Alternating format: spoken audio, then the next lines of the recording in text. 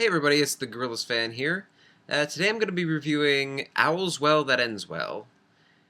Now, before I even saw this episode, I heard a few tidbits about the episode from Mr. Enter from watching some of his videos. And at first, you know, I went into this episode thinking that it wouldn't be as bad as he said it would be. So, with that said, let's begin. Twilight and Spark are getting ready for a meteor shower that comes around every 100 years. And Twilight keeps hammering in that Spike is her number one assistant. And just before they leave, Twilight asks Spike to grab a book on astronomy. He grabs it, but he ends up sneezing and burns most of the pages. So, not to disappoint Twilight, he hides the book and doesn't tell her about it. Remember that for later. So all the ponies are gathered on the mountainside to watch the meteor shower.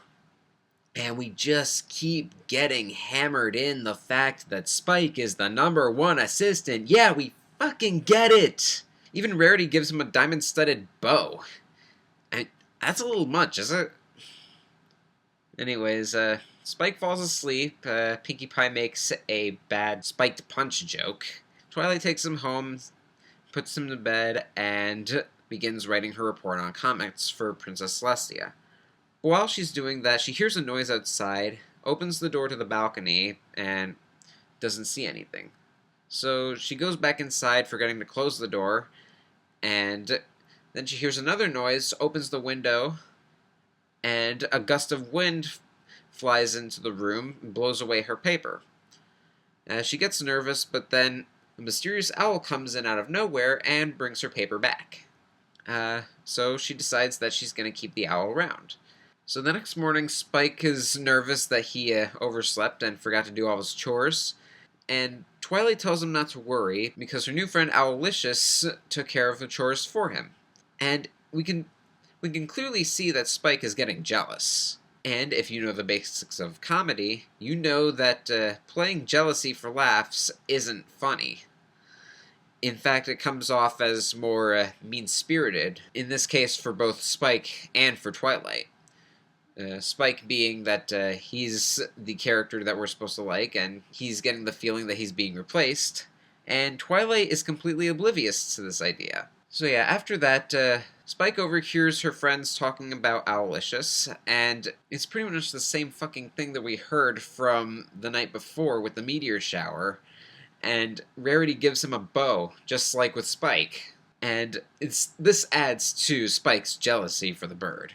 Fluttershy notices that Spike is getting jealous and worries that he might be replaced, but Twilight says that Spike can't be replaced, so he has nothing to worry about. Then we get to the rest of the day. The rest of the day, Spike is trying to do his chores, but Owlowiscious is taking care of them right away. There's even one point where she asks for Spike to get a quill, and Spike goes pretty much all over the place trying to find a quill, but when he gets back, he finds that Owlowiscious gave her one of his feathers to use as a quill.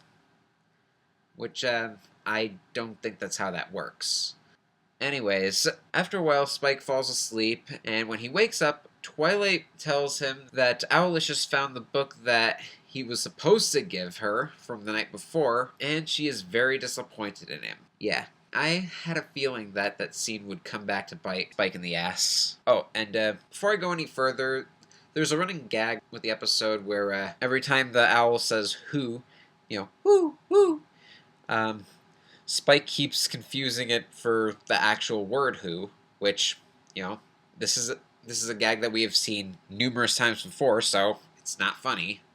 Anyways, yeah, Spike decides that it's time for the owl to go, so he decides to don a mustache, hat, and cape, looking like a dastardly villain.